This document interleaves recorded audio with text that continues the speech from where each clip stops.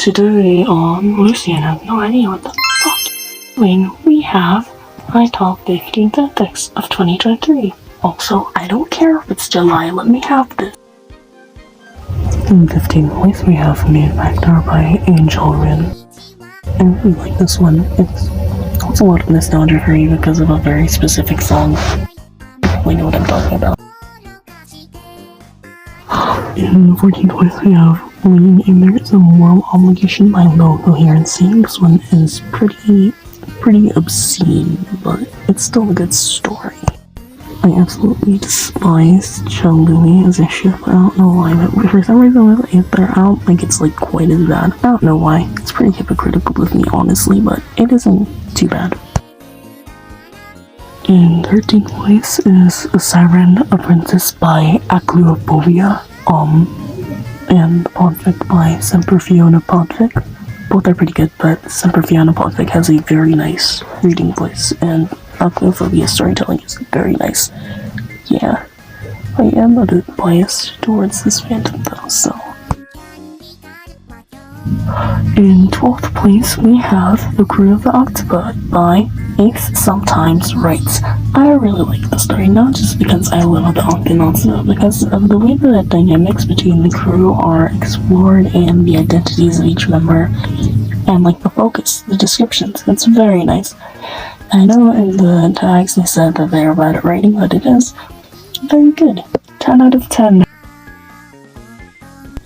In 11th place, we have The Prince in the Guarded Tower by Dapper Sheep. It is unfortunately discontinued, so it's stopped. However, the story does leave off at a very good place for it to stop, where it still leaves it that kind of like melancholy, mysterious ending that's always so great in book.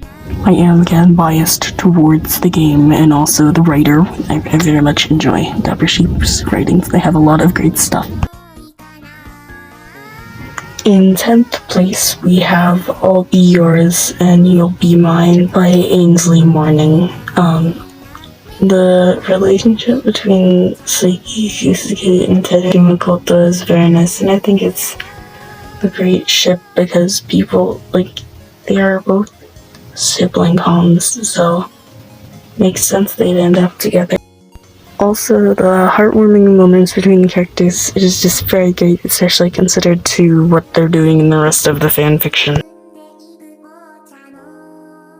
In 9th place is A Little Wicked by Livy X Fabi X. I really like this story, just the medieval twist. The medieval alternate universe, or like the historical alternate universe, is always great. I love alternate universes so much. This one is also discontinued, unfortunately. However, it does again have one of those like melancholy endings you can just keep going on, like it never ended, and it just has one of those open to interpretation endings, like the Westing game, but it's not intentional and it's just been abandoned.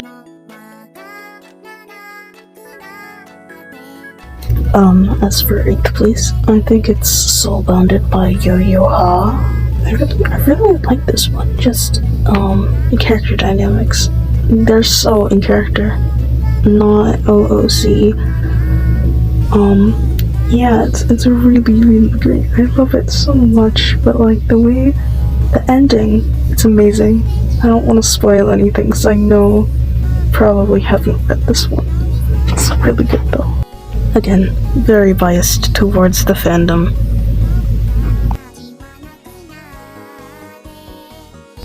In 7th place, so the upper half of this ranking, so we have Delicate Magic, which is by Waters for Atrospine. I hope I pronounced that correctly. I'm so sorry if I didn't.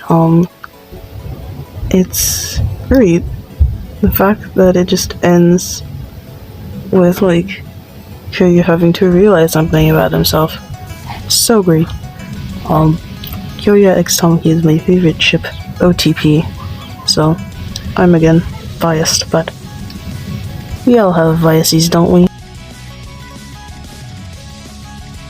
6th place, Set It Free by Turnups. This is the most popular Yukeru fanfic, and if you sort by Kudos, I think, like as of right now, today, when I checked, that's how I looked for it. Yeah, So it's basically just a fake dating, Manabe Kakiru Tsuki Soma Ayu, fake dating, but that turns into real dating, and they really examine how weird the fan club girls are. It's great. It's fantastic. Well deserved of all of its fame. 5th place is Hardships of the Youngest Brother by Luxuria _ Ira?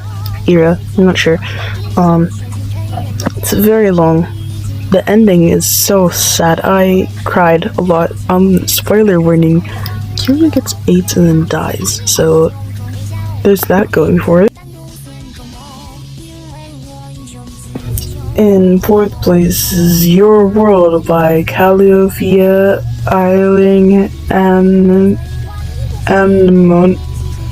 Mnemonic. I probably butchered that. They all have human names, but still good. It's very great. I don't know, I think human names they use, especially for this game, are so interesting, because you can read it where they're food, you can read it where they're humans, but you have to remember their human names, so it's kind of not the best, but In 3rd place, we have Deadly Agent by Hertz. I like this one. It is, again, discontinued, but the first arc is complete, so you can just read the first arc and then stop at the second one, because the second one isn't complete. It's great. Mine is Not As Planned by Wish a Dream for the fandom Extraordinary Attorney Boo TV. I like this one because it's like alternate universe after episode 10, right? I love when it's the canon compliant until a certain point and then it splits off. Very great. Also, it's long form and film slash, not film slash, just shoujo ai. Oh my gosh. Now for 1st place, I have Miku Hecking Kills Andrew Tate by Gaslighter69.